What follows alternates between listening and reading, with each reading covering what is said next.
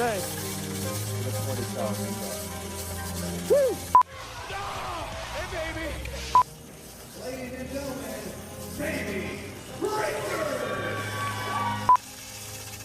Woo! Listen! Boogie Woogie Man feel good! He's going for that figure four. He's got the figure four. Randy Macho Man Savage now steps into the ring. Get off me! Get off me!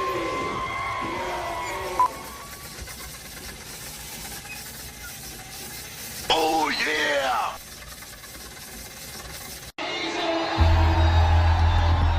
I've devoted my whole entire life, from 15 years old to what I am right now, to the wrestling world. And there's not a damn thing that I regret.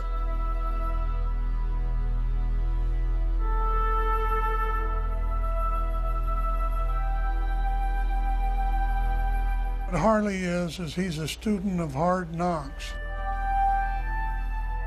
One of the toughest guys to ever lace up a pair of boots.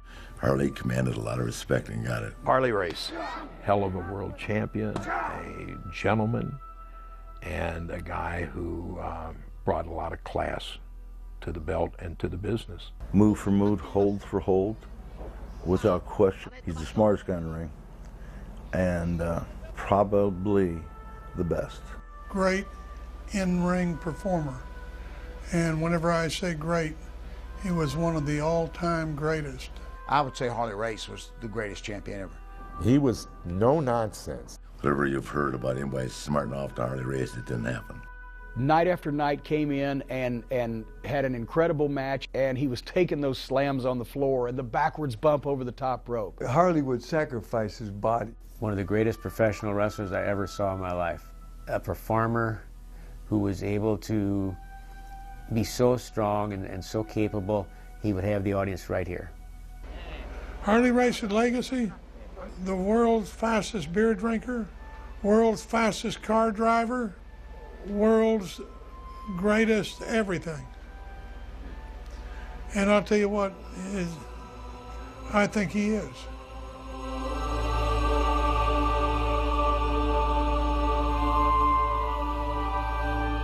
You're looking, talking, and listening to the greatest wrestler on the face of God's green earth, whether it's now, before, or after. It's me.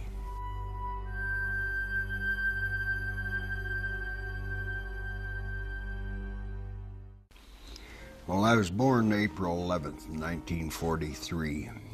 In Maryville, Missouri. And I had one older brother, 4 years older, about close 4.5 years older, and 4 sisters younger than me.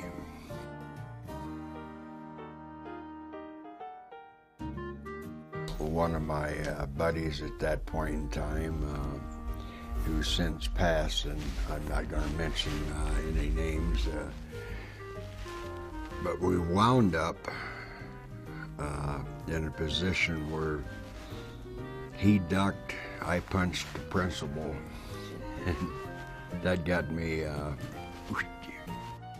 I think I was 13, just ready to turn 14, and by the time I was turning 15, I got involved in the wrestling part. My parents moved to Iowa, Clarinda, Iowa. When I say moved away, it's maybe 50 miles away. And I made up my mind when I saw it on television for the first time that was what I was going to do.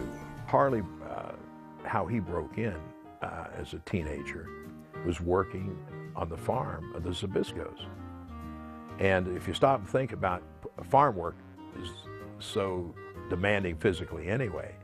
And then Harley trained after he worked on the farm all day And if that didn't toughen you up, I don't know, or it'd either kill you or toughen you up, one of the two. Harley was able to train with the Zbyszkos.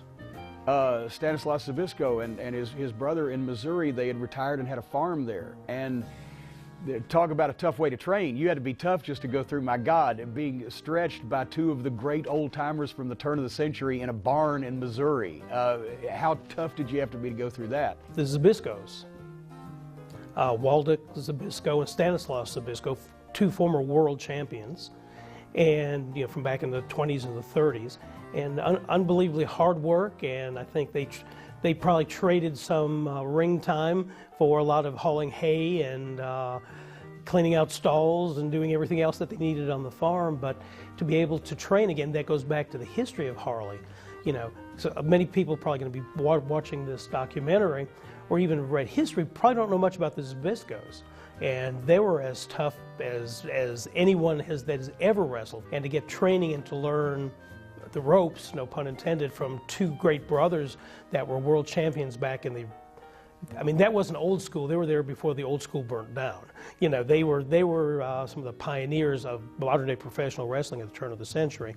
And for Harley to go to learn the early days from them had to be invaluable. A little over a year later, I had my first match, which wasn't on television. The first match was in a carnival. Gus Karras had the carnivals and stuff back then. Pro wrestling in America came from the carnivals, but Harley was one of the last guys to really start in the carnivals and make the transition to pro, because he did it in the mid-late 50s. A lot of the carnival days in the teens, 20s, and 30s shaped a lot of the wrestlers. They had the challenge, take on all comers thing as well, but then they had girls there, they had midgets, they had tag. If they couldn't get a local to challenge out of the audience, then they would put on matches and sell tickets, and they were packed in those tents right up to the ring apron. And the crazy thing about that is you never knew who it actually was coming out of that crowd to challenge. Some of those big farm boys were strong as bulls, and you didn't know that this might have been the state amateur wrestling champion for all you knew, right? Because you knew no background, just somebody raised their hand and said, I'll take this guy on. The carnival wrestling was a combination of a wrestling show and a wrestling shoot. The carnivals would come into town and they take on all comers. $100 if you can last 10 minutes, or $1,000, or whatever it may be. So these guys had to really learn how to protect themselves. Working those fairs, you're scared. Legitimately, because first of all, the promoter's money is on the line. If you didn't, then whoever you were working for at the time had to pay them, and by him paying them meant no pay for you. So you just kind of made up your mind that you weren't going to lose, you were going to put that guy to sleep. But a lot of times, the local would be a plant. And so Harley at various times was either the guy who did the challenges, or when he was younger and a teenager, he was the plant in the crowd. And at a carnival, it may be a small town, but you didn't know everybody. So if a guy was dressed up like a local guy and go, hey, I could whip him, why don't I take that challenge? Well, then the people would start getting behind him. And so Harley worked both sides of the fence, and that's where the carny terms came from, the language carny that now has been bastardized by the rappers. The centerpiece of those carnivals and the at shows was always the wrestling match, whether it was two guys wrestling each other, for a regional title or for a world title, or was it taking on all comers? It was an insulated world. It was a secretive world because a lot of the games were rigged, like the at show, the wrestling matches were rigged. And that was how pro wrestling and a lot of its customs developed. So Harley got a unique education in how to work people and also how to work or shoot, depending on the situation. And he was one of the last guys to do so because that faded away by the 60s. Gus was probably as close to me back at that point in time as my own father was. Gus treated me great. Gus was based in St. Joe, Missouri. Never saw Gus when he didn't have a coat, suit, tie on. and had his little fedora. But he was a gentleman, nice guy, and he was good to the boys. I mean, to the best of my recollection. And I know he loved Harley.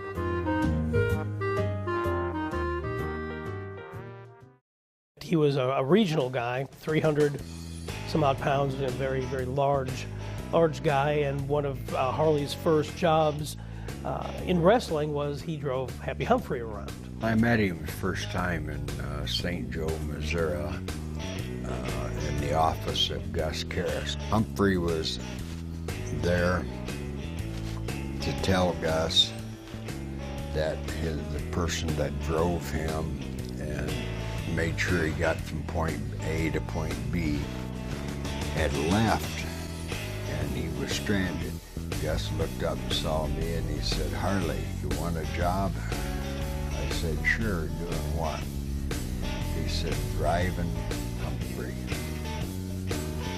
I said, "Well, why not?" On his best day, after a heavy diet, Happy Humphrey was 600 pounds. He was 700, 800. He topped out at 1,000 at one point when he had already finished wrestling, and then he had the surgery and lived another 25 years. He was down to 220 pounds or whatever.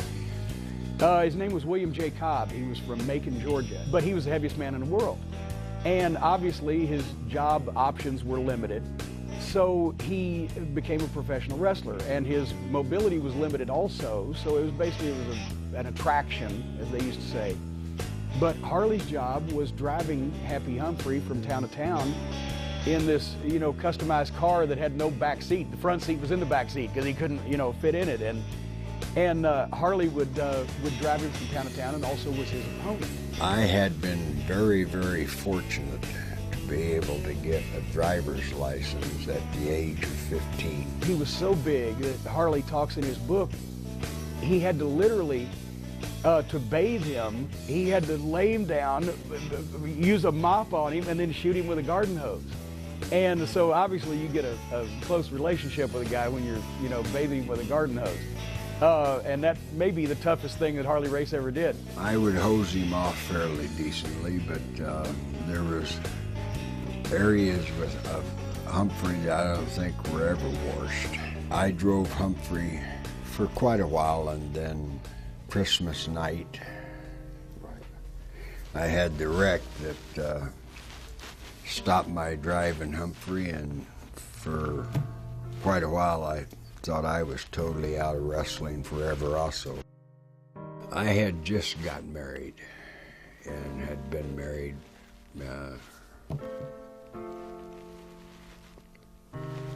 less than a month, and I went home for Christmas. Headed there, a semi-trailer had started to pass another one, and we're on a 2-lane highway. And as I came up the hill, he came over the top of the hill over right in my lane. Well, he turned the nose of his truck back to the other side, and I tried to turn away, but it was more or less a head-on. She was killed instantly. She was pregnant, so lost the baby also, and Harley's, not only his leg, but also his arm was badly injured. They put pins in his arm, they put screws in his knee, but actually at first the doctor said, "You'll never wrestle again, and we're going to amputate the leg." The person that talked me out of letting them amputate my leg was Gus Karras. And he said, "Let me take you," and I was in Maryville Hospital at the time. He said, "Let me take you to see a specialist, and maybe they can save your leg. It won't have to be amputated." And neither one of us were ever thinking about being able to wrestle at that point in time. So I went to St. Joe, Missouri, and they operated on my leg and arm.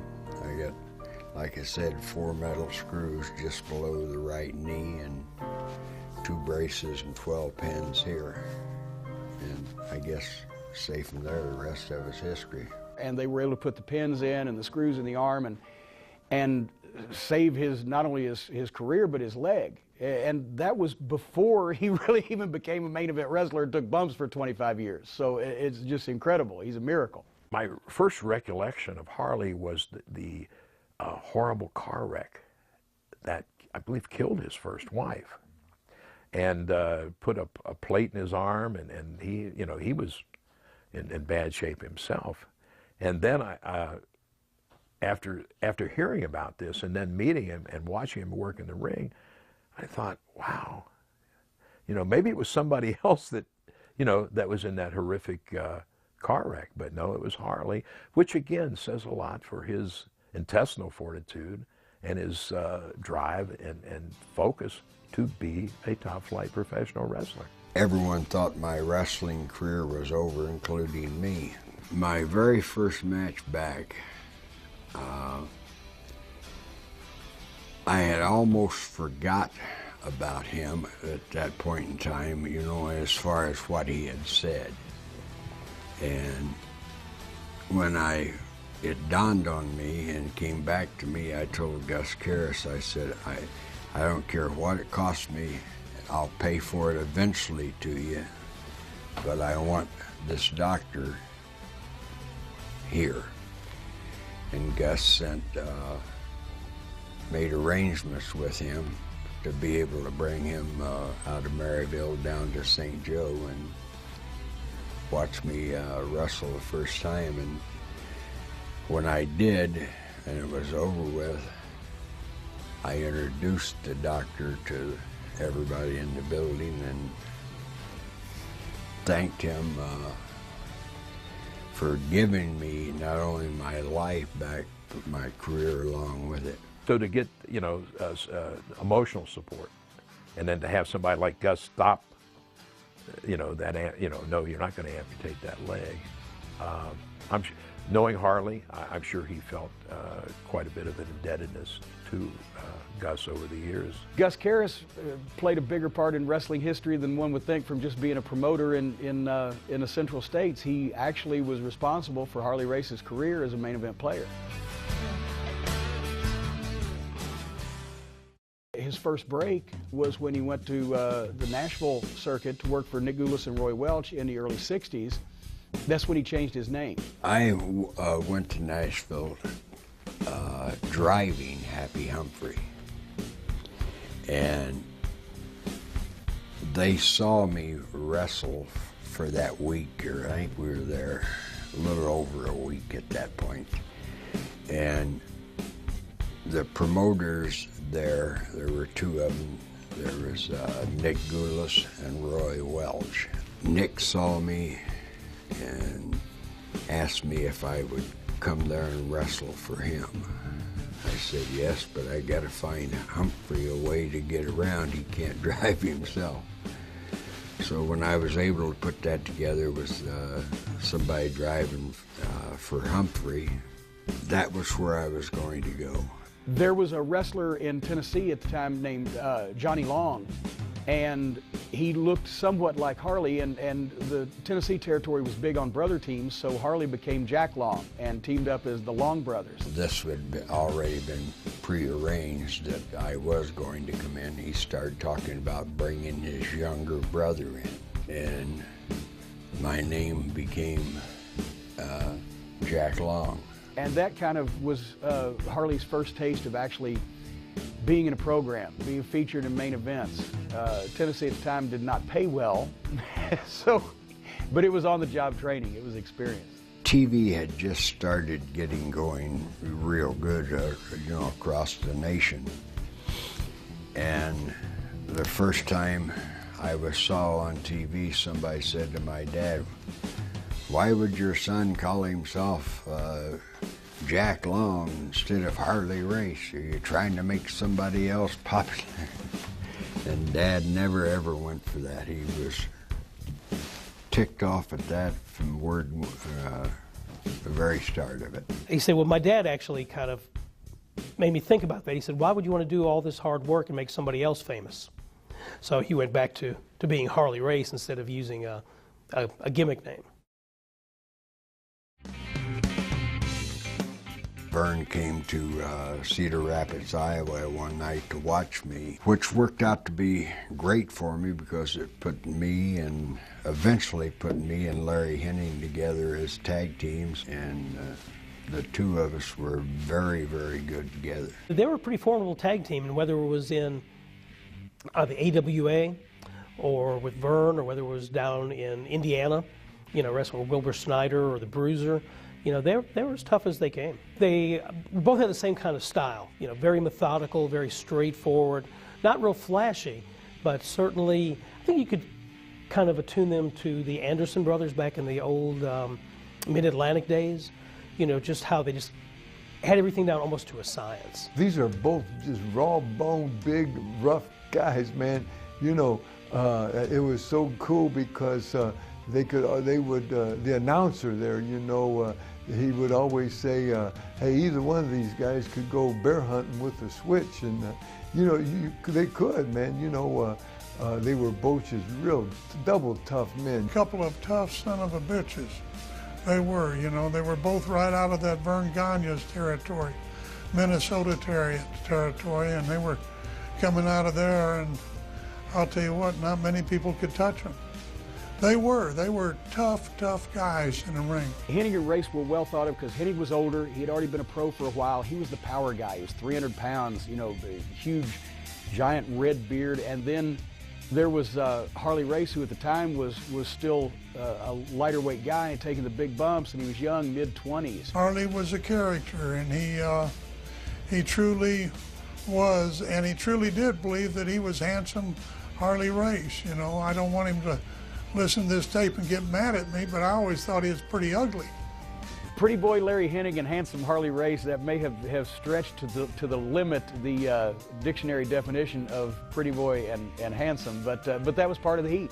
That's part of the heat, because most of the pretty boy tag teams in wrestling as heels were not that pretty. To tell everybody you're a tough guy kind of ticks people off, but to tell them you're handsome Harley Race kind of tends to piss them off. Or as the Crusher and Bruiser used to call them, the Dolly sisters, because of the blonde hair, and you know, and with Hennig the power guy and Race taking the bumps, they were a perfect heel team because there was that contrast. But they had psychology, and obviously Harley at this time, starting as a teenager, already had been around the business for 10 years or more, and he knew what he was doing. So they ruled the roost as far as heel teams in the AWA for the latter part of the 60s. I mean, those guys were doing things with me in the ring that I thought, my God, you know, I'm going to really do well in this business. I'm quite the genius in the ring. I didn't realize that those guys, and that's what it was back then. Those guys had the ability to take a piece of crap into the ring and make it smell like a rose. And they could do it night after night after night. And they could also beat the shit out of you if they wanted to. They're probably the precursors to the Road Warriors. Well, separation came out of another stupid thing on my part. I got involved in another wreck, and as I'm recouping from that wreck, I'm talking to different promoters, you know, across the country. I think he made the best decision that he could ever make, you know, and what a tremendous jump that was to make that decision. I mean, here's this guy that grew up there and was just still a young kid, you know. Whenever he came through there with Larry Hennig, he's like 18 years old, 19 years old. Just a kid. But man, he wasn't a kid in a ring. When you're involved in a tag team, you're always talking about you and the guy next to you. But when you really get rolling yourself, you're only talking about one person, and you got one thing in mind. That's the world's title, and that's where I wanted to be. When he moved back to the Central States, Kansas and Missouri, and actually became an owner, He bought in, he was smart. He bought in at the time was a solid promotion and had been there a while, and once again at a pretty early age. So that's when Harley was really noted for his Central States and Missouri title runs and main eventing St. Louis. He was really respected there in the Midwest, and of course, since it was home, it was even sweeter, and he was able to own part of the promotion as well. Harley, going into the Central State or back to the Central States until May of '73, when he met Dory Funk Jr. for the World Heavyweight title. I don't know how much serious consideration Harley was getting as a future world champion in 1973. I'm sure he was on the list because in those days especially, the champion wasn't supposed to be the flamboyant guy. They weren't ready in the NWA for a Ric Flair yet. The champion was chosen based on his in-ring ability, and Harley's promos were straight ahead. You could tell he was a tough guy. He was no nonsense. It wasn't colorful.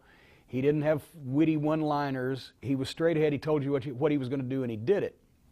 Didn't need to be flashy, because a traveling world champion, the challenger was flashy. The local hero, or sometimes even the local villain, was the flashy one, and the champion was coming in to do one thing, and that was retain his title and leave.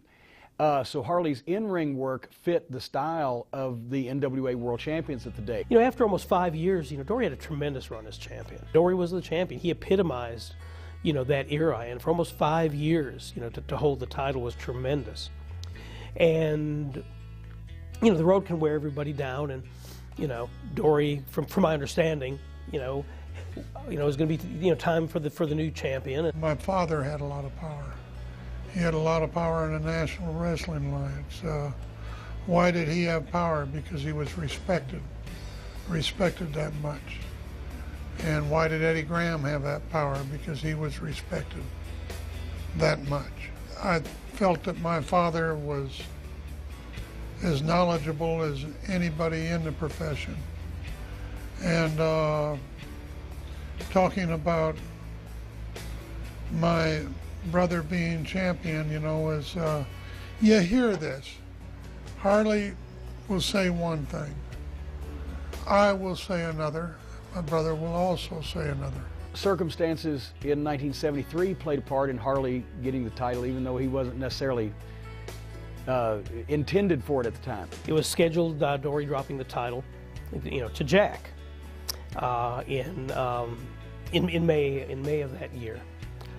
Jack was getting ready to go to Houston. It was going to take place in Houston for Paul Bosch, and Dory had a reported truck accident on his ranch and was injured.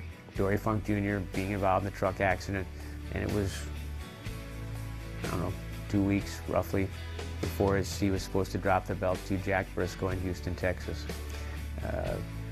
There was questions as to the credibility of what was happening, because Dory's dad, Dory Funk Sr., was a real manipulator, one of the real characters of wrestling. I say it with a smile because, he was great when I talked to him and to learn from him as a kid, but he was a character and he was a manipulator, so you don't know what was going on there. Dory Funk Jr. was the champion.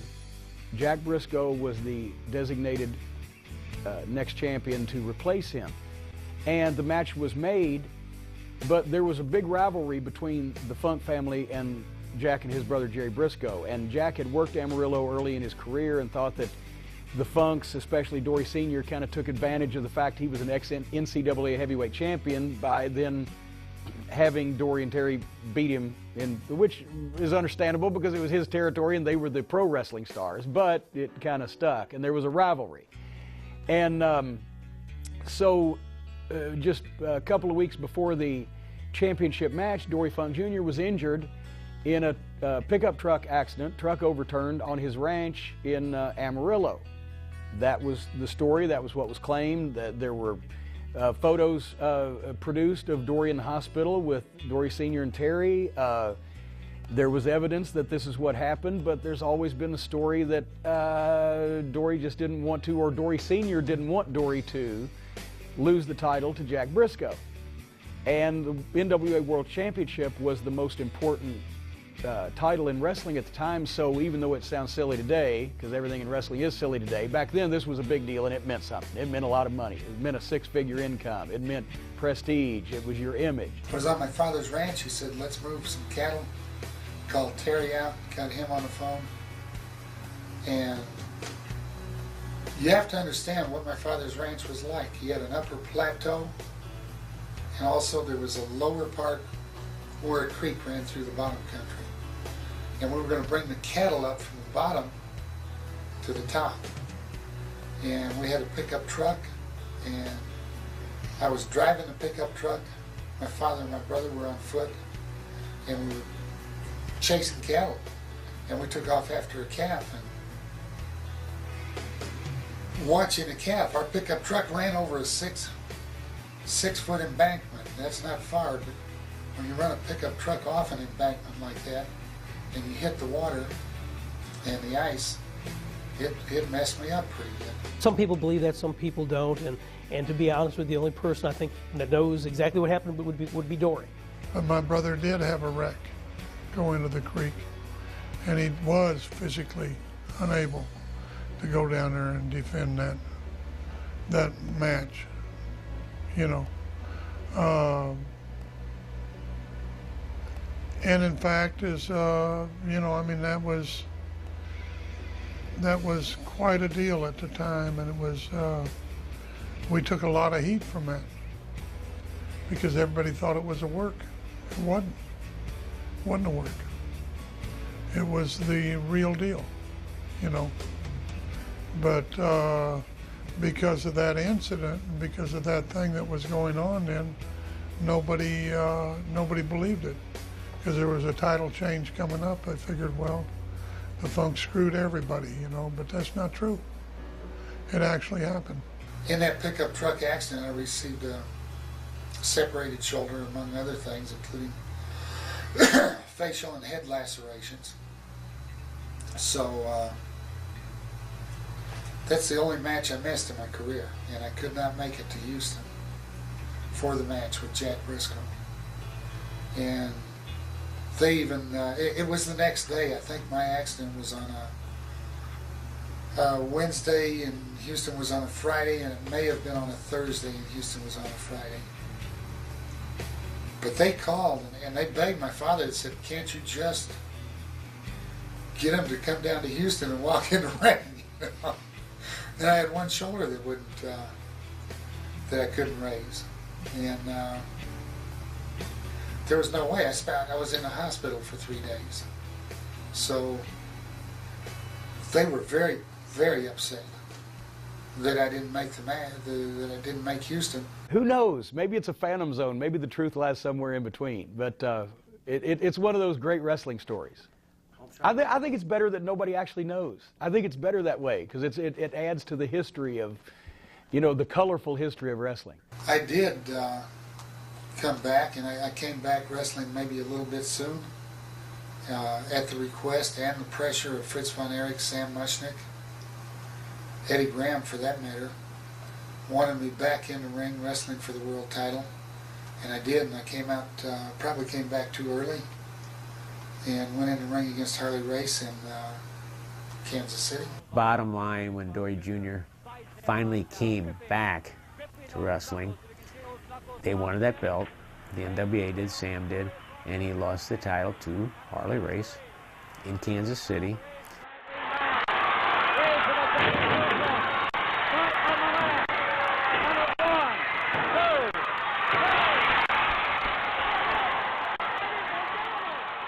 Harley, early in his career, had had many great matches with Dory Funk Jr., Dory Funk Sr., Terry Funk.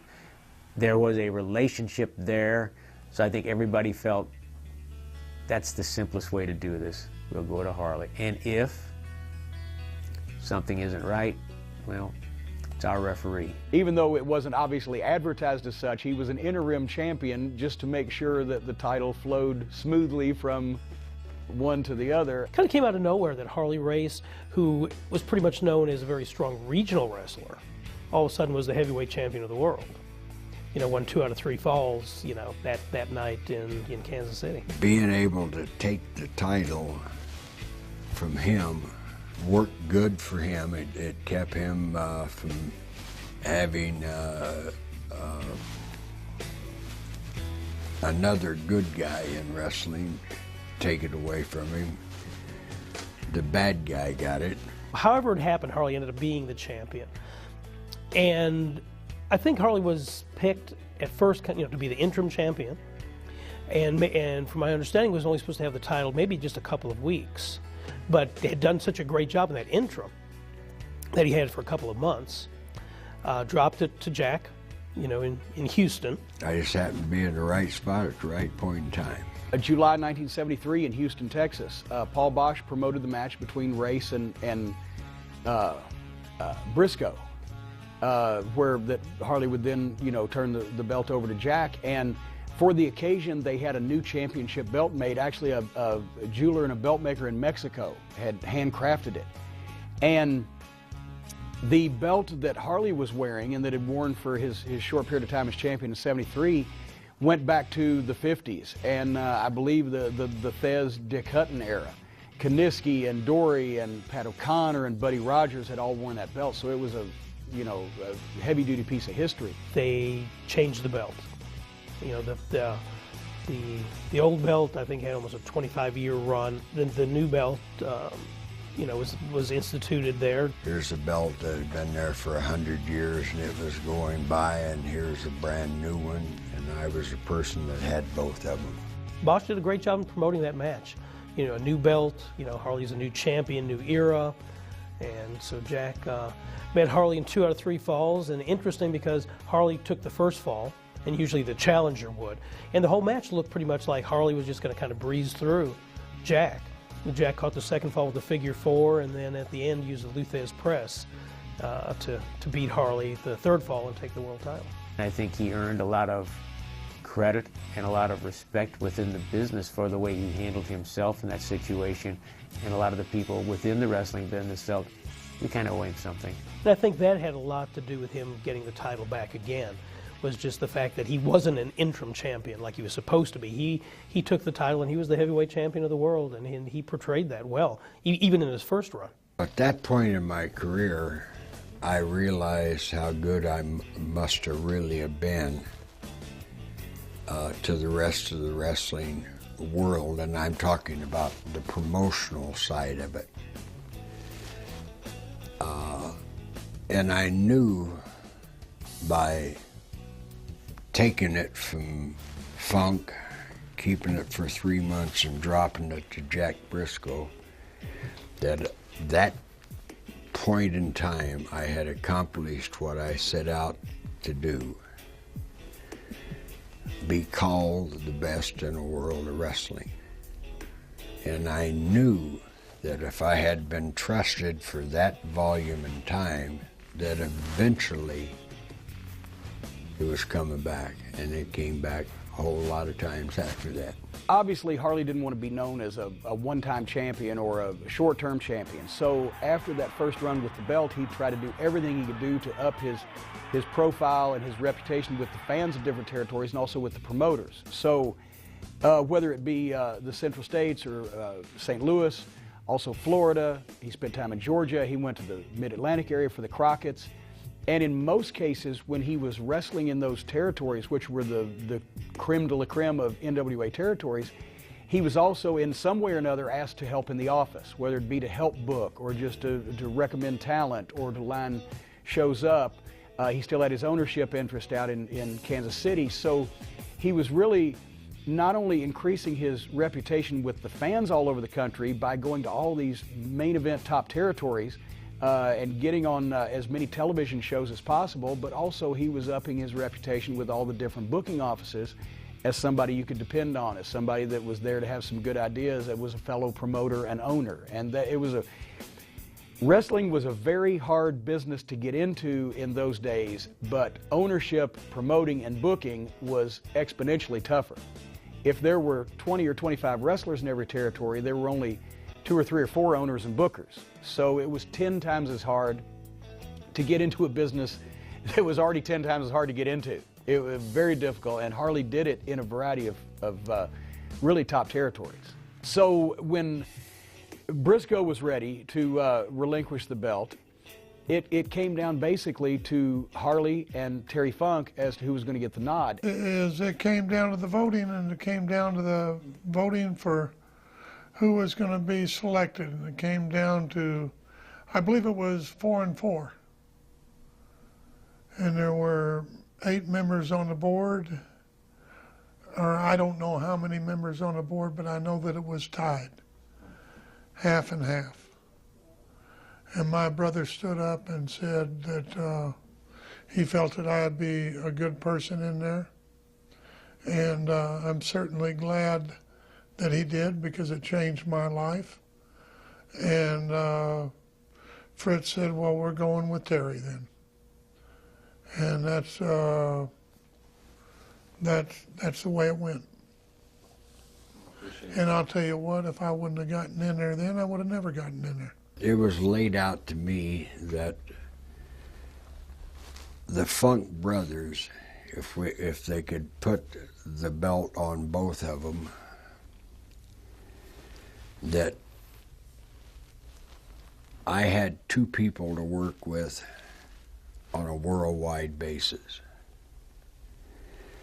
And it truthfully, I didn't like it at that point in time, no.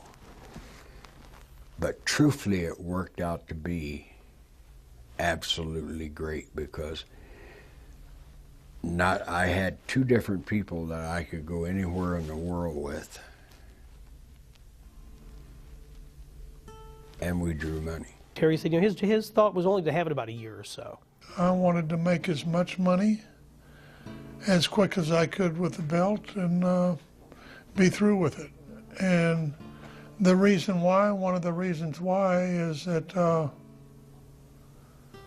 if you look at that belt, it was the #1 thing to be. But it was a hard-assed life. And I'm not talking about physically. It was a hard-ass life on your wife and your kids. And it always was that, and I realized that. And that's why I wanted to do what I did with it. It was time finally to Harley to get his due, and that happened in February of 1977 in Toronto. Which gave me talking points that no one else ever been in wrestling had. I took it away from both those Funks. I had started another Luthez type of run with the world's title. World Heavyweight Champion, Harley Race. The NWA belt was recognized throughout the world, and all except for the New York area. The world champion then was legitimately a world champion, and he, most of us that worked at Territory, you were in the car. I mentioned earlier about going to Minneapolis or Omaha, Nebraska, or wherever. It was always by car. You weren't flying any place at the time. But that champion was on an airplane a great deal of the time, and didn't spend a lot of time at home. You're going everywhere in the United States, and then whatever countries recognized the belt, you're going there also. Right from the get-go, that's a pretty good run. You wrestled 365 days. If you didn't have enough guts to say, no, stop, I ain't going any further. And the longest you ever had off was 10 days. 99% of the time, it was 7 days. And if you didn't say no, there's 365 days in the year. You're going to wrestle 365 days. But I finally made a deal with him that I'll work 4 weeks in a row. 5th week I'm off. We'll start back with the 4. It was a grueling thing back then. I mean, you're talking about doing doing 60 minutes every night, night after night after night after night after night after night, and giving 100% that much too on top of that. My job was to go out there and have an outstanding wrestling match with whoever they put me in there with. For Harley to come in to a different city every night, a different town every night, and work with those different guys and still be able to do it is just amazing to me. To take a guy that may have been over like $1 million but couldn't work a lick, but Harley made it believable in that town. Because that's why everybody came to the building, to see their guy beat the world champ. It was probably one of the toughest schedules that any wrestler has ever undergone. They talk now about, well, the schedule's tough in the WWE, but they work 4 days a week. A lot of times this was 7 days a week. This was not exactly, first-class travel everywhere and limousines. It was a tough road schedule, and it was a tough ring schedule because Harley Race especially was the master of the long match. You had to be when you were the world champion. Dory did it, Terry did a lot of them, so did Flair, because that was still in vogue when Flair became the champion, is you wouldn't beat the top challenger in the main city in his territory, you'd go an hour Broadway. That meant that the local guy never got beat, that he was almost good enough. If he just had a little bit more time, he could have beaten the champion, and that led to rematches that were profitable when the next time champion came to the territory. It is as tough as, it's really hard for me to explain, and I'm sure it'd be almost impossible for anyone else to believe that what you really do if you're out on that road, or whether you're in an airplane or a car. When you had that world belt, everybody in our towns, because that world belt meant so much, everybody wanted to see the world champion. Everybody wanted to see the world champion. It doesn't matter if it's a small town, and yeah, we hear about Harley being in the big cities, but he was in as many small towns. Those people deserve to see that world champion too. Harley could do it every night, and Harley could go 90 minutes every night. 60 minutes, 90 minutes, it didn't matter. I mean, it was just a grueling schedule for any champion to have, which just, and I hope all the fans and everybody just realizes, having the title at that time, that's what it meant. It's different now, but to have to be somewhere every night by car or by plane, living by a schedule like that, and those elusive days off, there's supposed to be 2 or 3 days off, a week here or there, or a week off, every 3 months.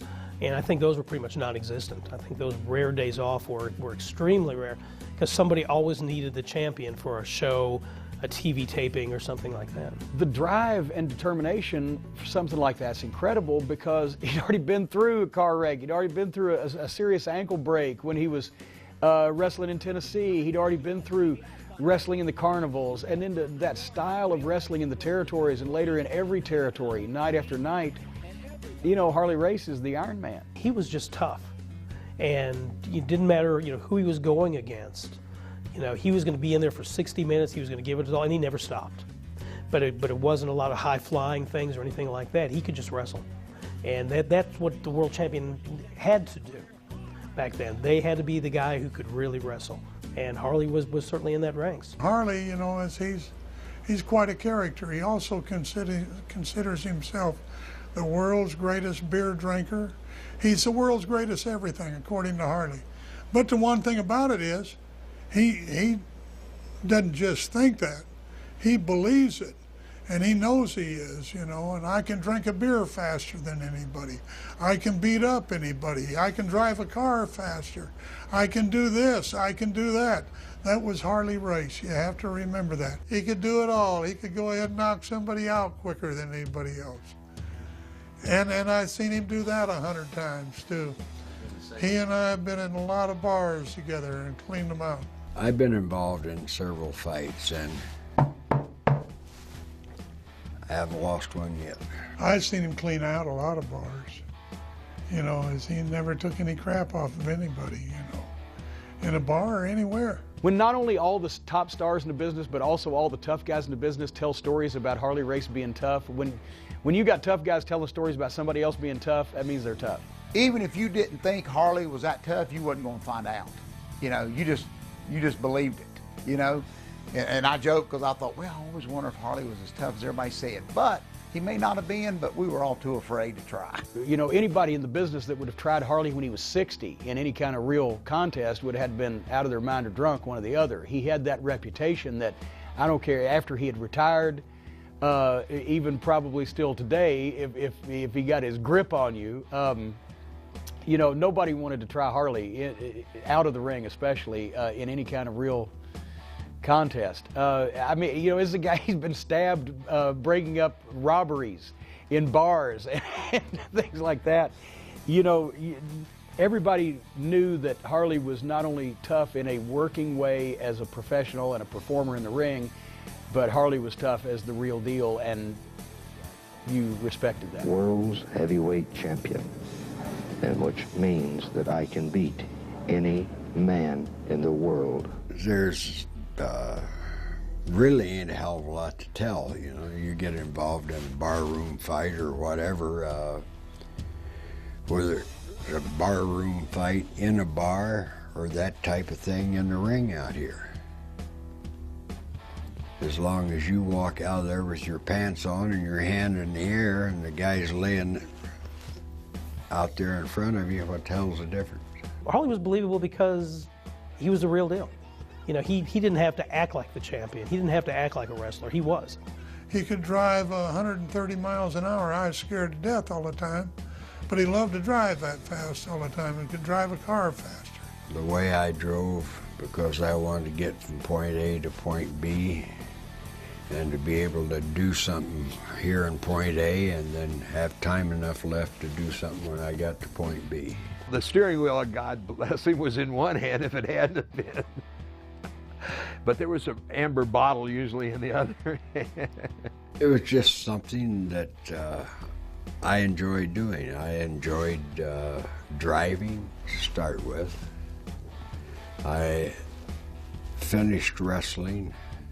I loved to have a couple of beers to put that sweat back in the body again. And I like to smoke. So I just put them all together and got behind the wheel and away we went. Drinking and driving is, my God, he'd be driving 130 miles an hour. Everywhere that Harley went, he went as fast as he could go. One thing Harley did is he never left on time, but he always got there on time. Now, that's pretty hard to do. It's nothing that I recommend you kids or anyone else doing. The fact that he held the belt so long, even though he had brief breaks, Dusty had it for a few months, and he dropped it to Flair the first time and then got it back and set up Starrcade, etc. But when you think about it, for, you know, a period of several years, the NWA champion was most often Harley Race. He had to represent not only himself but the NWA all over the world in every territory, including Japan. I'm not sure there's enough money in the world if you didn't love what you were doing to make you do that. When the NWA allowed Giant Bob into the NWA, what it also did, as you pointed out, was add to that load of places the world champion's got to go. He's going to have to go to Japan twice a year, 3 times a year, for 2 weeks, and he's going to work hard, and he's going to work tough matches every night, because that Japanese style is even tougher than what they're doing over here at certain places. So for the world champion, a Globetrotter probably understates it a little bit as what the world champion was. The title changes in Japan with Giant Baba were obviously special cases, and for one thing, you'd be crazy to turn down the money. It was anywhere north of $25,000 just to, you know, do a job in a wrestling match. And also, Harley knew he was going to get it back. He had asked me on several occasions about being able to, you know, do that, and he was a man of his word. If he told me X number of days, and that's exactly the way it went. And I did it the first time around because I knew that I was right at the point where they were ready to make a switch back here in the States and the NWA. Anyhow, I thought, well, why not? I'm going to pick up X number of dollars of cash. I don't have to give them 3% of. All goes in my pocket. It makes a guy super big in his country and his part of the world. In the overall, long term, if you look back at did it help professional wrestling or did it hurt professional wrestling? Hurt it. Hurt it. Because you're bouncing the thing around like a rubber ball. It helped wrestling stay strong in Japan.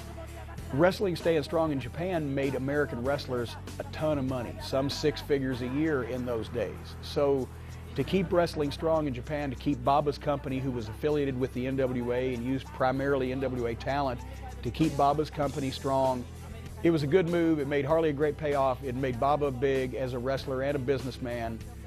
I see nothing wrong with it. Just to make that schedule, you know, to have all that pressure on you, you know, to produce, you know, night after night, you know, my goodness, he's just a double tough man, to not only physically but mentally. He had to come up the hard way. He had the school of hard knocks.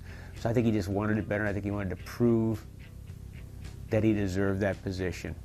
So I think maybe that made him last a little bit longer than a lot of the other people. And I'm sure there were times when he had to feel it, because that was just a brutal schedule. I started out, and at 15 years old, I was driving a guy that weighed 700 pounds. And I had one thing in mind, and one thing only: the wrestling world. With Harley, I guess it's just a little bit different, you know, kind of makeup. Not that he was tougher or better or more mentally tough than these guys, but just maybe just a different mindset. Harley didn't care if there was 200 people there or 20,000. And believe me, he's been before both crowds. You understand what I'm saying? And I'll tell you what, I've never seen him short a fan on a performance, because he understood that those fans, whenever there were 200 there, had to pay that price to come through that gate to watch them, and they deserved a show, and he always felt that. Now you get some guys, and some of the guys in the business, they look around, see nobody out there. Well, their performance drops about 80%. But not Harley Race. Never have I ever seen him step in the ring and not just give 100% of his body to the wrestling fans. What Harley Race meant to the NWA World Title was that it was credibility. Every fan that saw him, once again, he didn't play games, he didn't have funny one-liners. He had that face that he could look at you and you'd think, this guy's gonna, you know, break my arm off and use it for a toothpick. And he could back it up in the ring. So it was credibility. One of the things that Harley had was serious. There was no catchphrases. To you, me, it's coming down to where whatever I gotta do, I'm gonna beat you. He was just the greatest wrestler on the face of God's green earth.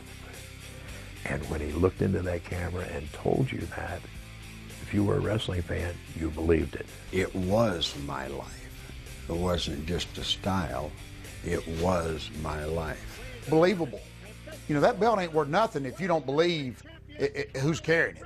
In my eyes, you know, the greatest world champion. He was the last of that generation style of world champion that would be there for a long time, that would have strong matches that would go everywhere. From his second run, you know, in '77, you know, till, you know, '87, '88, you know, I mean, if you looked up champion in the dictionary, you'd see Harley Race's picture.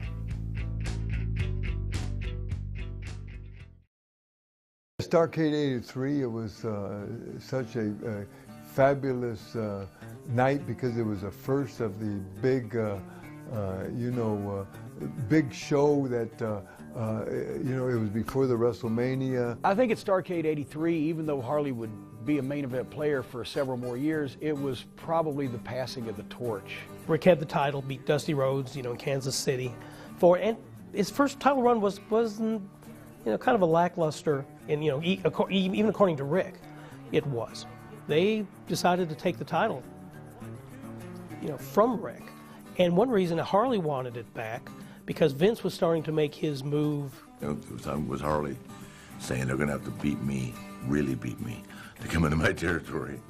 You have to know Harley. It was all about that. I had no problem losing the title to Harley at all. As a matter of fact, we had a great match. We had a better match in St. Louis than we had when I won it back.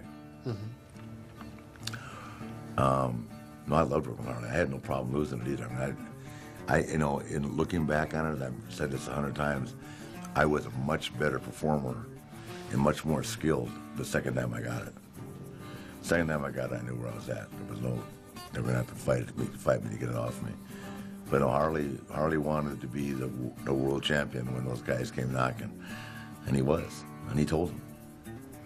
And nobody said boo, just so you know. Anytime you were a world's champion, you had a 10 grand deposit at whoever happened to be the president of the National Wrestling Alliance at that point in time had 10 grand of your money until they got the belt back. And I was not going to walk away from that 10 grand. In the run-up to Starrcade, the first one, Harley was the NWA champion. Vince called him and asked him if he'd come to Connecticut for a meeting, and it didn't take a lot to figure out what that meeting might be. And Harley says that Vince offered him $250,000 to come on board, and didn't say anything about losing the belt or making his commitments, just come on board. Basically, he wanted to buy the NWA champion and obviously put him on the card and show that the WWF could take anybody. So Harley could have instantly gone from losing money to making money, but as the story he tells goes, he and Vince went in the restroom at the restaurant, and he looked in the mirror and said, "Vince, what do you see?" And Vince said, "I see us in this mirror." And Harley said something about looking in that mirror and who do you see? And I got to look at that person for the rest of my life. Basically, that's still true today. He wanted to keep the promotions that he was working with and for and had ownership in and owed things to strong as much as possible in the face of competition. I never doubted it, but I didn't know he was there either. You didn't even know he was there at the time? No, nobody did. But I've been asked if I thought if I had any doubts about Harley. I never had any doubts in my mind. What the issue became him being in New York and then that huge, we know that Crockett had not played closed circuit after all these venues. We had the worst snowstorm I ever remember down here. Remember, it even went all the way from Savannah to Richmond. It was terrible, and now Harley couldn't get out of New York, and Harley got to the show about 8 or 8:30 or 9 o'clock. Crockett was a wreck. I was a wreck. But nobody knew where Harley was. The closed circuit stuff in the theaters was the start of the whole big pay-per-view thing. And again, this spread, this puts you in places you could never be before. Harley had seen Flair, obviously, coming in and out of the Carolinas. Flair had worked Atlanta. Flair had been to St. Louis, especially where he had made a big name for himself. And Harley saw that this guy was the future. Obviously, Harley would be a master at spotting talent. I think he had to see that this guy was going to be the one to carry the NWA in the 80s. Harley got the belt the last time really as a long-term setup to relinquish it at Starrcade 83 and really that be the torch-passing moment. Because then Flair was pretty much the guy for the rest of the decade. Well, I knew that as far as the world's title and stuff, I'd already had it 8 times, so I knew that part was going. And of course, Gene Kiniski came in, former world champion, great wrestler, came in as special referee that night. And everybody knew if he was a referee, something big was going to happen. And that's true, it did. And Rick took the title and launched into the stratosphere with it. But again, Harley, willing to do it. Harley had enough stroke there. I mean, he could have probably chosen anybody that he would have wanted to, or he could have kept the title longer. But again, respect for the business, seeing the direction it was going in. I think my relationship with him had a lot to do with it, but also I'll go on record as saying I think it could have been Joe Blow or Harley Race. was a man of his word. He knew the convictions of being a champion. He knew it was his job, and you know, I want to think to myself that he did it just for me, but I think he would have done it for anybody. Flair was very, very good at what he did. As far as being able to put butts in seats and stuff like that, Rick was very, very good at it. So I think Harley realized that, and I think that's why they did it on the biggest show the NWA had ever attempted, because they wanted the most notoriety. They wanted the most number of people to see it live and on closed circuit. It went to a lot of the different territories on closed circuit, and up to that point, it was the most successful NWA show ever held. It passed the torch to a new generation of title holder, and Harley acquitted himself quite well in the process, and the build was incredible all over the world of wrestling. There's not a damn thing that, in general, that I regret doing it. Closed circuit, of course, gave birth to pay-per-view, and now you've got a WWE network. I mean, so it, you know, again, if you look back to an origin point, you know, it would have had to have been, you know, Starrcade, you know, in Greensboro, and again, who was in the main event? It was Harley Race. At the time, then the mid-'80s, the territories were starting to feel the effects of the promotional war between Vince and the NWA, and Harley had a heavy money loss that he was staring at in the face in his Kansas City promotion. And so at that point, he had slowed his wrestling down somewhat. It was still featured as a main event player everywhere he went, but was trying to work on the promotion and saving that investment. Well, he took over his father's company, and his father was truly a nice guy. Not saying Vince is not now, but he was a jerk back then. I was the one person that was involved in wrestling at that point in time that could see that he was going to be able to take it over. And the territory days were, you know, coming to an end. And what Vince McMahon did was he would go in and do shows without buying the territory. You know, why would I have all this, why put in all this expense when I could come in and do the same thing? You know, hit some of the major cities, and then you go off to the next one. So the world had changed. The world was changing, and wrestling always had seemed to kept up with that, or even be at the front of the curve as things changed. And in this case, they weren't. You know, it was the same thing as Walmart. Terry Funk was one of the greatest visionaries that I've ever met in this business. But I remember him talking about when cable television first started, that promoters better be careful, because this is going to change the complexion of the wrestling business. And of course it did. The National Wrestling Alliance and all the other places that call it, like Vern, the AWA thing, those people said they were going to do this or said they were going to do that, that they were forming a group that would stick together no matter what. That's all baloney. We had the every week wrestling. We were there for all of that time, and all of a sudden here comes the circus to town. And that's what the WWE was. I don't mean that by their guys being circus-like. They had great performers.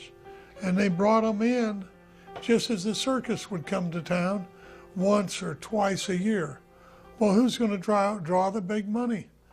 The show that comes once or twice a year. And they were capable of doing that because they had the money to support a national television. And I think Vince McMahon saw the changes in television, the changes in communication coming, read them much better than anybody in professional wrestling otherwise did. I mean, he understood and could see what was going to happen and worked with the changes, where the other guys just wouldn't work with the changes. They couldn't believe it would happen. We'll run a show in New York. We'll run a show in Newark, New Jersey. If you remember, they ran that card up there. They had Gagne's people, Watts' people, and NWA people together. We'll run one show, and if we do that, that'll show Vince we're serious. We want him to stop. Vince laughed at him. They'll run one show and have a fight with each other about the payoffs, which is exactly what happened. So I took care of that. It was a war. You know, there were promotional wars before, but you know, somebody might come into your territory and try to unseat you. And obviously there was always a winner or a loser. But with this, Vince was at war with the Alliance. You know, and his famous saying is that they can't even agree on what they're going to have for lunch, never mind agree on how to fight me. He was aware of that, and as most of us were. You know, although they worked together, the Alliance members, they always were kind of looking over their shoulder too. He was able to bring in films and show them to whoever it was that ran that particular television station, and said, I can give you this, where they were having to pay to have Sam do his television. That pretty much did kill the territories. It obviously ended up killing it, and it also killed the talent pool, and it's changed the business tremendously as well. In the wrestling business, if you aren't putting butts in the seats out there, you're paying for the rent of the building, for the cost of the TV, whatever it was at that point in time. Each and every individual that's out there working for you, plus the referees, and you're paying for all that, and enough fans or people coming into the building, if that's not enough to pay for it, eventually you're going to say, oh, the hell with it. Walk away from it, and Vince has got it. Why did Vern Gagne fight so hard in Minneapolis and lose all his money and go bankrupt? You believed you could stay alive. You believed you could win. Eventually your mind changed. You probably believed, I can sell it to him. And Vince was just moving on. I think all of us were under the impression, well, this is just another promotional war, right?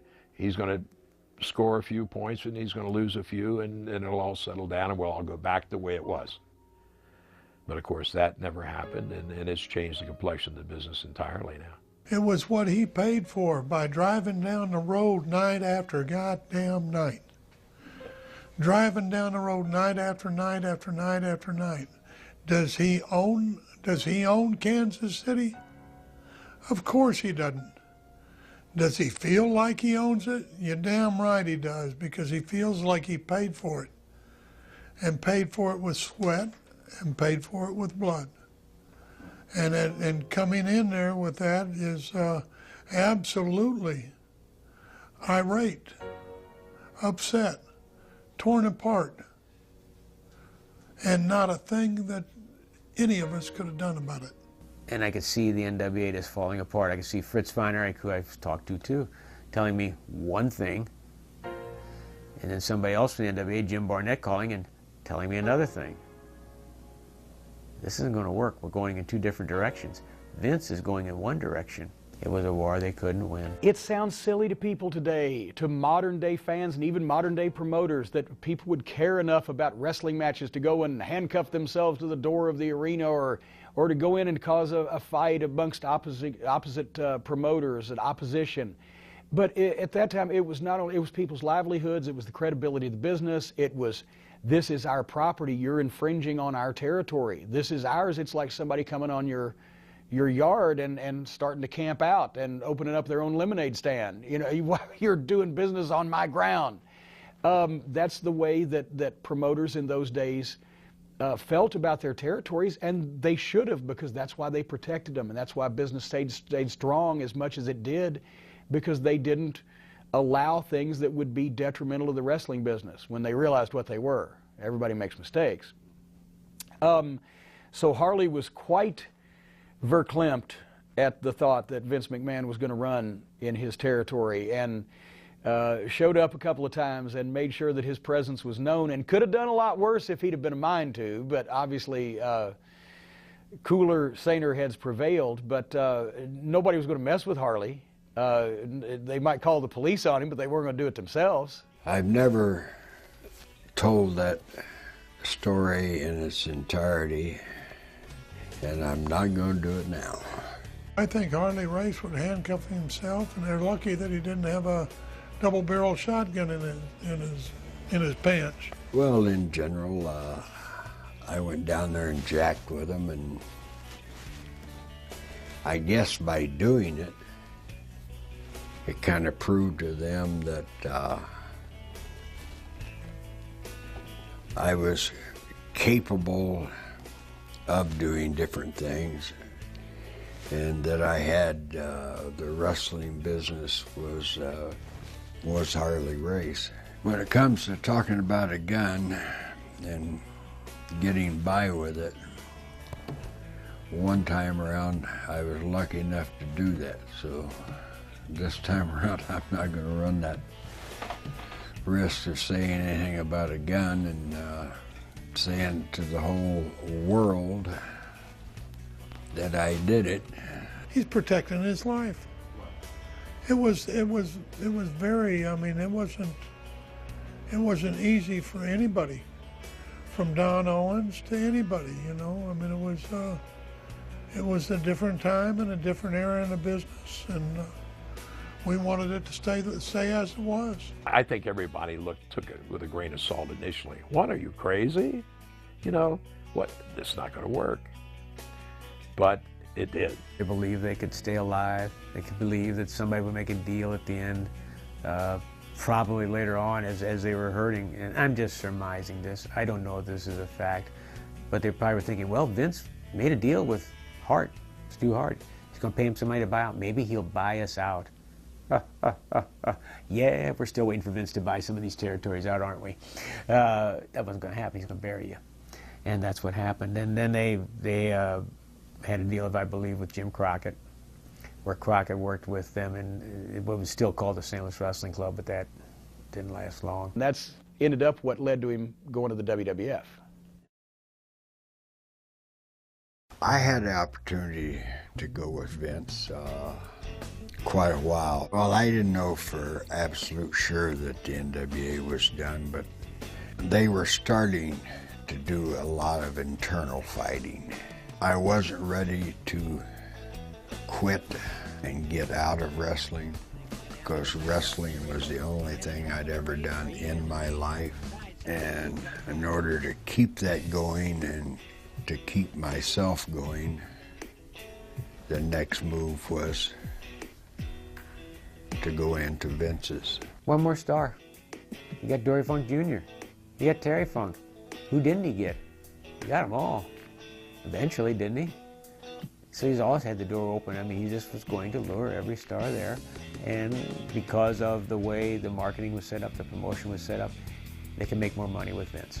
He was probably conflicted in terms of when he went to the WWF and worked for Vince McMahon. Well, it was a super tough decision to make, because I was walking away from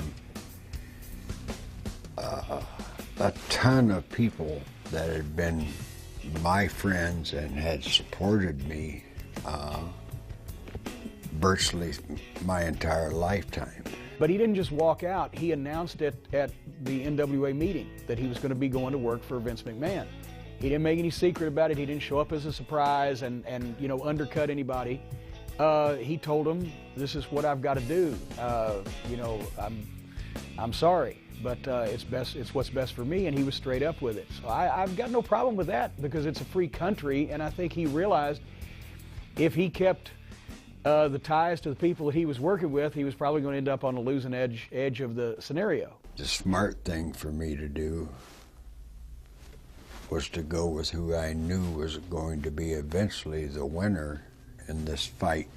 And to do that, I called him and I said, how would you like me to come in? And that would be like saying, how do you like to win this war? And I was actually surprised that he ended up going to work later on. And, I mean, but he was so respected. I'm glad he did. But Harley was not shy about telling you what he thought. And he would not, if he said it to you, he'd say it to your face, which you couldn't help. You couldn't knock him for that. And no, I don't think Vince ever disrespected Harley for standing his ground. At that point, you would have been completely insane to change Harley Race's name. That's one of the reasons why, at that point, that Vince McMahon would have wanted Harley Race to wrestle for him, is because he had such incredible name recognition in all the NWA markets. And let's face it, the places that Vince McMahon was not succeeding in terms of drawing houses in the 80s were the key NWA markets. That's where he needed help. He had the West Coast. He had the AWA territory. He had the Northeast. But he was bombing in the southern states and in most of the key NWA territories, and he needed as many talents on his card that would draw NWA traditional fans as possible. So to change Harley Race's name would have been crazy. Now, that's not to say they didn't mess around with his presentation. Handsome Harley Race, I think even he would probably admit at that point, as he was probably around 50 years old at that time, that probably wasn't an accurate description, even more so than when he was Handsome Harley Race in the AWA, you know, almost 20 years before that. Then he won the King of the Ring, and he became King Harley Race. Generally, he wanted to play down, he wanted to embarrass the NWA. I mean, you know, he didn't push them as NWA champions or former world champions. The King, Harley Race the King. It was, I think he always believed that that was to put him in his place, right? Because he'd turned him down the first time. But I also remember him saying to me, and I made my mind up, I was going to make the damn best of this. You know, it wasn't going to get me down. They weren't going to humiliate me with it. I'm going to make it work. And he did. And I you know, obviously from being there, I'm sure part of the discussions were, but Vince, he has no color, he has no personality, he just goes out and wrestles and is the toughest guy in the world. Well, how could we possibly use this in professional wrestling? You know how that goes.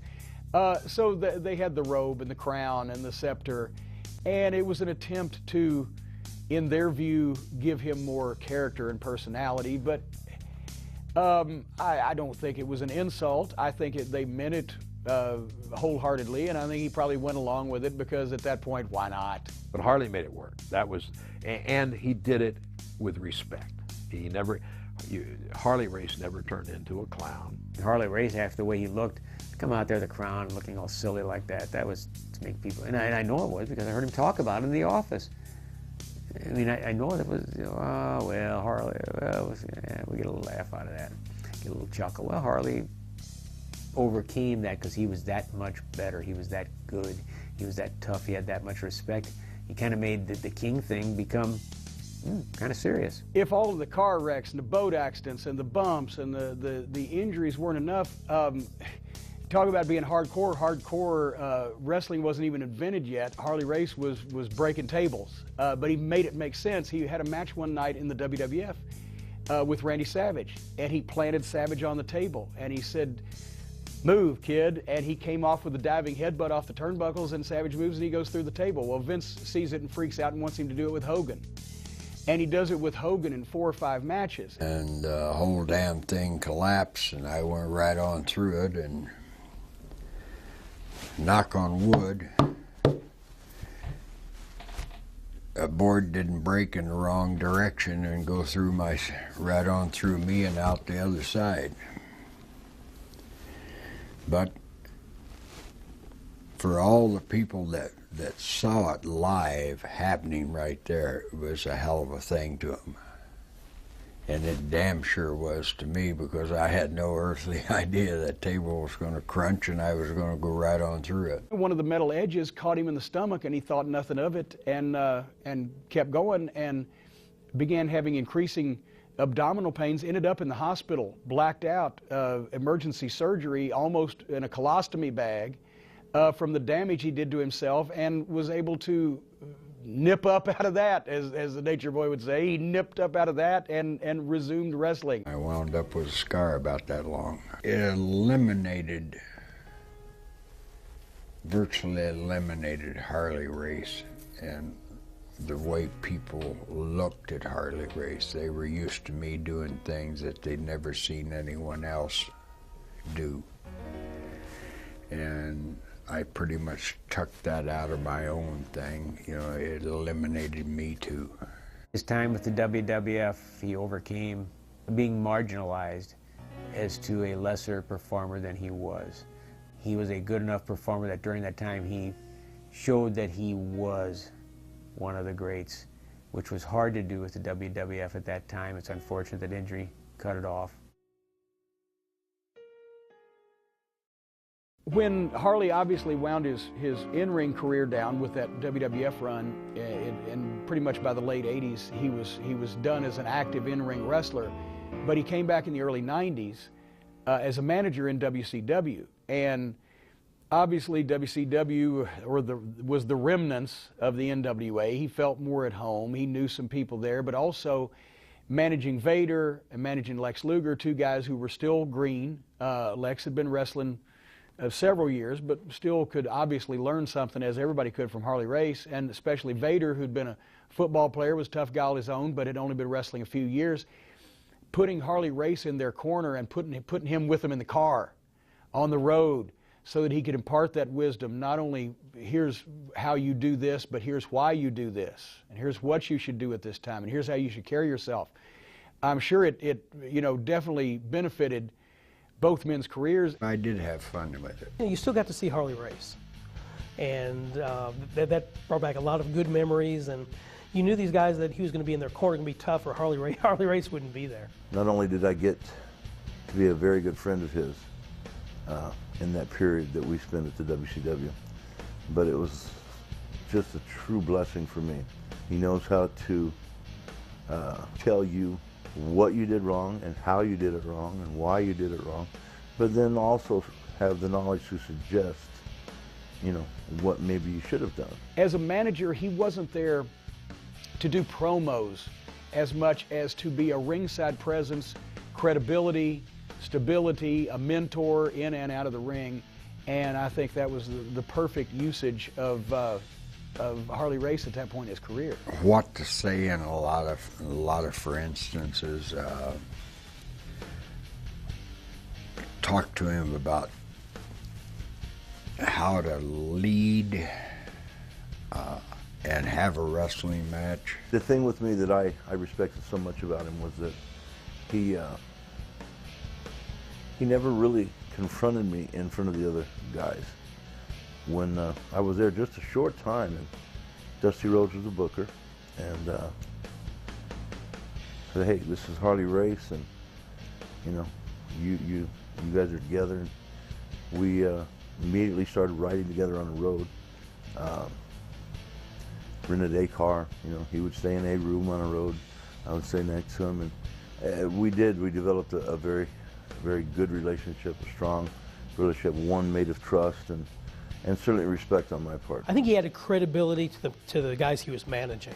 The one thing that he did was he would wait till we were alone and said, that's where he would, he said, "You want to talk a little wrestling?" And I said, "Yes, sir." And he would, "So, here you did this, and why didn't you do this?" And I said, "I don't know. Maybe that's what I should have done." And, things like that. And he wouldn't just correct me, but he would, "Hey, and when you did this, that was fantastic. I didn't know which way you were headed there. And, you did this, and that was very good." So when you put the credibility of a 8-time world champion in Harley Race out beside this 350-pound monster in Vader, you created an image of something that was unstoppable, unbeatable. For me, it changed my career. That run in the WCW certainly would have not been that successful. Just, I, in my opinion, I had a hell of a run in WCW. A great time in my life, and obviously, my respect goes out to Mr. Race and what he did for me during that period. Well, it was more or less proving to myself and to everybody else that I could do it and make him look the part, and I think we accomplished it. But all in all, for me, it was just a tremendous opportunity, tremendous break, and I'll be forever grateful for that time that I had Mr. Harley Race at my side. It was kind of fitting that Harley's last official match in front of people was against Ric Flair. And it happened when he was managing Vader for WCW, and it was scheduled to be Vader versus Flair, but Vader missed his plane, and they were scrambling to find a replacement, and they came up to Harley and said, would you work with Flair? Sure. He said, well, what are you willing to do? And Harley looked at him and said, I can't go an hour anymore, but I can go 30 minutes, and I'm not going to let him beat me. So they went 30 minutes Broadway. Flair, whether you want to believe it or not, was a very, very capable guy. And he had a thing about him that he knew how to get people to hate him. He knew how to get people to like him. And for his ear, he was as good as anyone else out there. He knew I was not going to do anything to insult him, and he knew that if he walked out of the ring as a winner of a Harley race, he was shooting his credibility way up. Well, it shows after, the schedule we've talked about, all the accidents, all the injuries, and being pretty much only active sporadically over the previous couple of years, that he could still go out and do that. And I'm sure that Rick obviously didn't hold him to a pace that he would have held Steamboat to, but still it was a main event match that that Harley took a lot of pride in, and if he hadn't taken pride in it, he wouldn't have said, we'll go 30 minutes.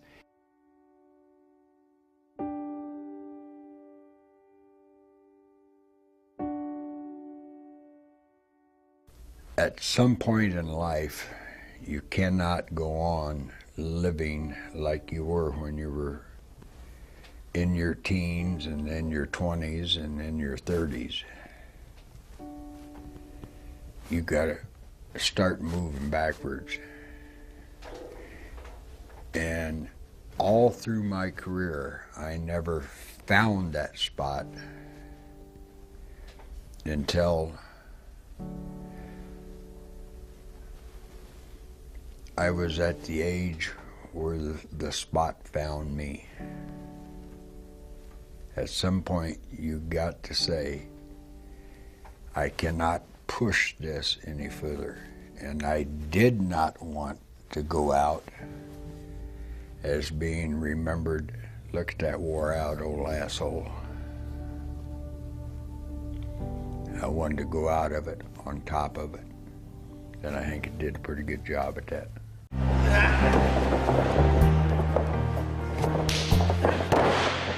A chance to see, talk to, and be taught by the greatest there ever was.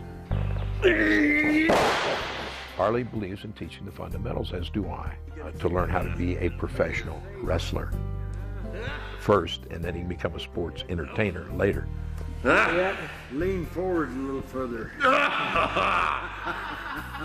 Yeah. If you can survive as long as I survived doing what you love to do, if you can teach that to the younger kids coming into it, they're going to enjoy what they do for a living. If you want to be a sports entertainer, I don't know if I'd go to Harley Race's school, but if you want to be a professional wrestler, I would be happy to go to Harley Race's school. One of the greatest decisions of my life, and that's the truth. Being here at this academy has gotten me the opportunities that I would have never ever gotten to do if I had not attended here.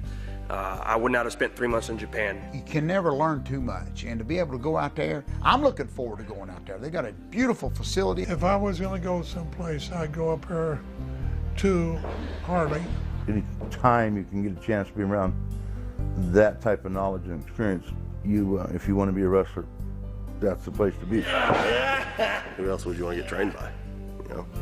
If you want to learn the business and the ins and outs, this is where it's at. And if you want to be trained properly. You guys, if you want to be a professional wrestler, you've got to get a background. You've got to get your feet on the ground. You've got to learn what's going on. Harley has trained and helped train in these camps a lot of good talent, But he's a guy, he's not going to take somebody just because they want to be a wrestler and they're 125 pounds and have a check.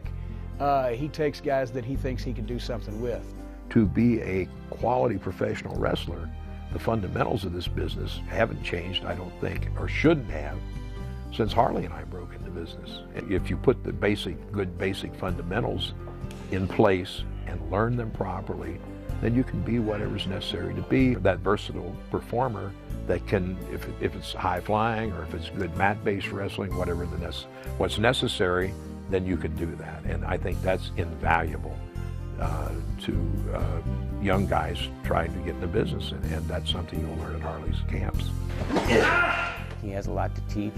If they listen, they can learn something. If you want to be a great professional wrestler, this is the place to be. You got a guy who has literally been there and done it all across the world. And he's right here teaching us. What do you say, Dustin? What do you say, kid? Nope. Harley was a man's man. He was a man who loved the business, had ultimate respect for the business, defended the integrity of the kayfabe and the shoot aspect of what we did. He was a great in-ring performer. And whenever I say great, he was one of the all-time greatest. Harley Race, the Iron Man, you can't stop him. If anyone ever entered the ring and faced Harley Race and said he wasn't one of the toughest men alive, they'd be lying. As a hell of a world champion, a gentleman, and a guy who brought a lot of class to the belt and to the business. Harley will pride himself the rest of his life on being NWA champion, as we all do. How many guys were the NWA champion? This man was the heavyweight champion of the world.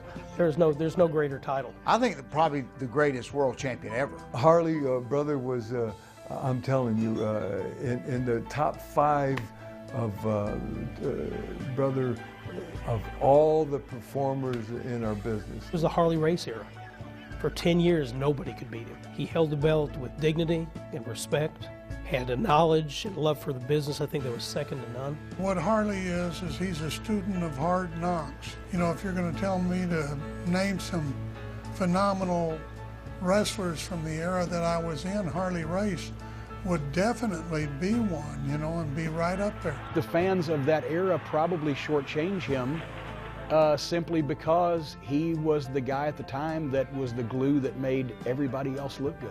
Legendary tough guy, and I don't think, I don't remember anyone really ever going out there and and challenging him.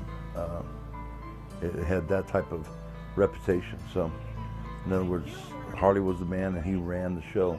One of the all-time greats, one of the legitimate tough guys, somebody who kept the business at a high plane and wanted to keep it there, wanted it to be respected, and wanted to be respected himself. He should be totally right there at the top.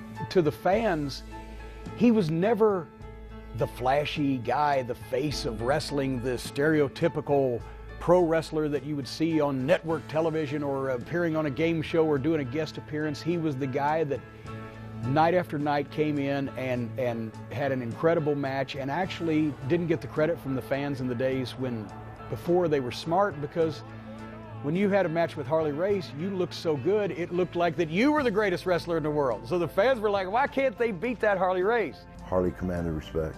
Harley Race's legacy, the world's fastest beer drinker, the world's fastest car driver, the world's greatest everything. And I'll tell you what, I think he is.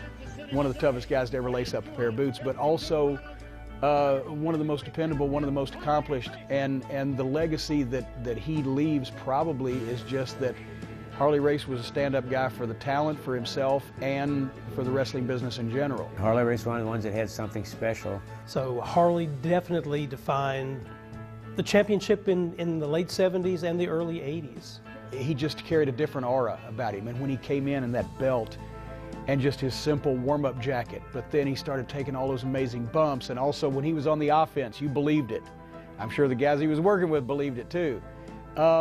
He was a level above. You knew you were seeing somebody that you were, it was special that he was on the card. It was special that you were getting a chance to see him in person. He's Mr. Wrestling. From A to Z, he can coach you, and then he could do it. His fingerprints are on wrestling today, and the sport wouldn't be what it is today if there hadn't been a Harley race. The greatest wrestler on the face of God's green earth.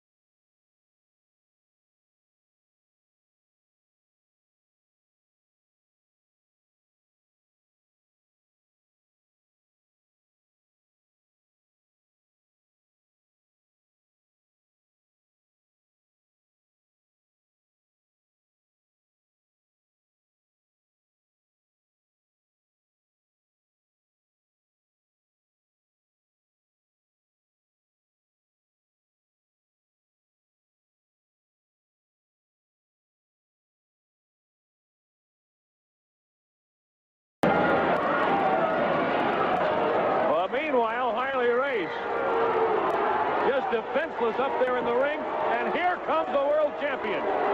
The world champion, Nature Boy Ric Flair, looking at the proceedings. I don't know if he is aware now, a big grin on his face, as if to say, hey, don't make it that easy for me. And here comes the world champion. The world champion, Nature Boy Ric Flair, looking at the proceedings. I don't know if he is aware now, a big grin on his face, as if to say, hey, don't make it that easy for me. This event is one fall with a 60-minute time limit. This match is for the World's Heavyweight Championship. Oh, they cannot let Introducing this the go on. challenger from Leawood, Kansas, weighing 263 pounds, Harley Race. His opponent from Minneapolis, Minnesota, weighing 242 pounds, the world's heavyweight champion, Nature Boy Ric Flair. They cannot let this match go on. There is no way. Flair coming right out like a vulture. He smells blood, and Race out onto this arena floor. And Flair is down. He is being counted out. What a bizarre turnabout. The crowd chanting, Harley, Harley. And Flair begging for mercy. But he gets a left hand instead.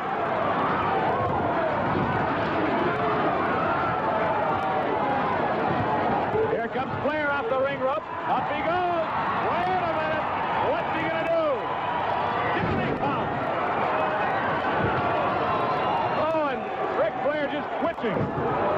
There's a headbutt.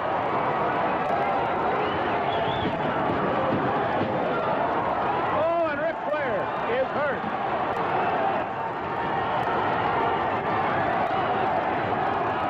And now, Ric Flair again begging Harley Race.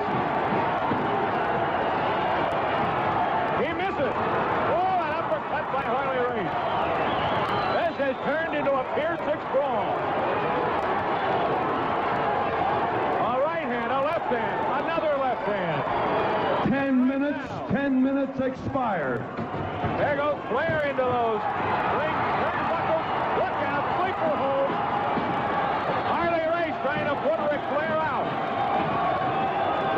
Could the world title change hands here on All-Star Wrestling? Harley Race trying to win an unprecedented 8th world title. He is very, very close as he tries to put Ric Flair to sleep. He is trying to put the world champion to sleep and wrest the world title from Nature Boy Ric Flair. Flair doing everything in his power to stay awake.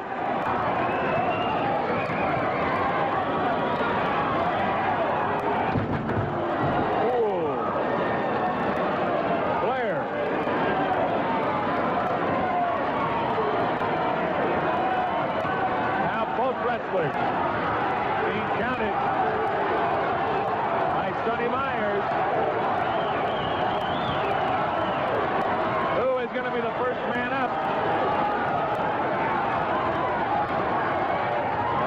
both get up together, but Race takes a shot and dishes one out. Oh, look at Flair. He's mad.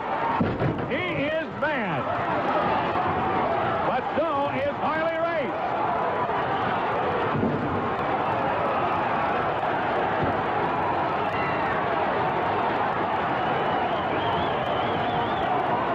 Now Flair backed up into that ring turnbuckle. A cut is open on the forehead of Ric Flair.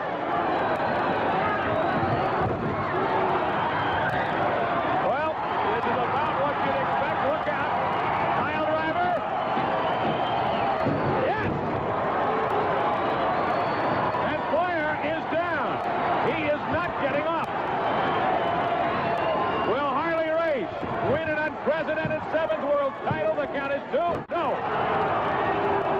2 1/2.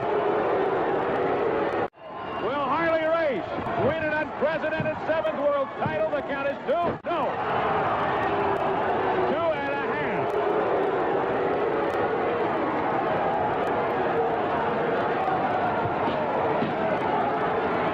Race thought he had it.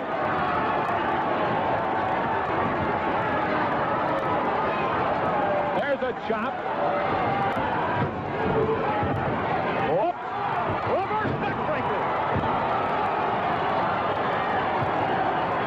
And Flair is down again.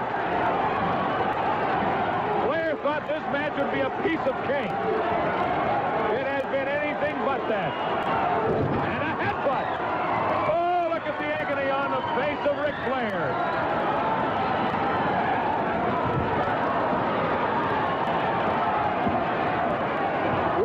Gets a pin? No, he's going to dish out a couple of fists on the forehead of Ric Flair. Now going for the pin. 1, 2, no. That left shoulder came up off the mat. Again, Race goes for the world title. He does not get it. A wicked gash over the forehead of Ric Flair.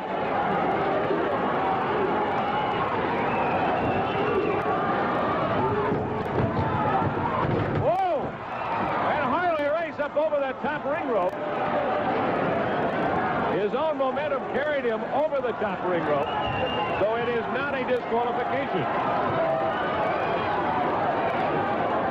Harley Race being counted out on the arena floor. But Flair goes out right after him.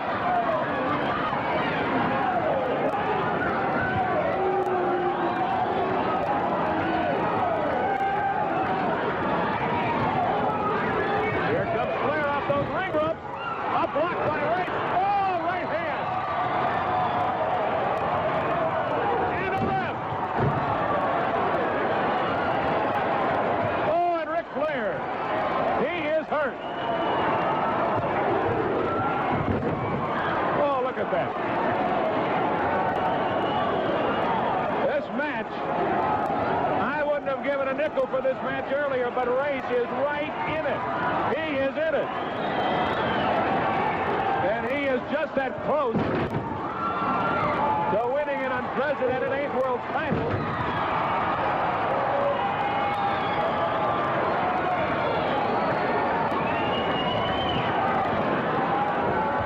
These 15 minutes expired.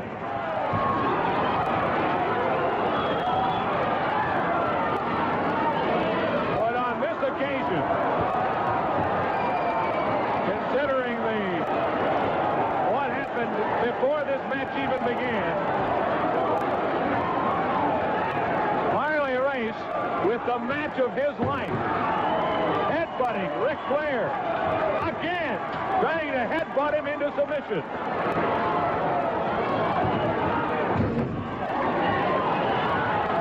Now Race, he's going for it all, headbutting Flair. Might be all for the world champion. Oh! Harley Race. And now Flair steps out. Ooh, but a headbutt from the champion. Up off that top ring rope. He takes a fist.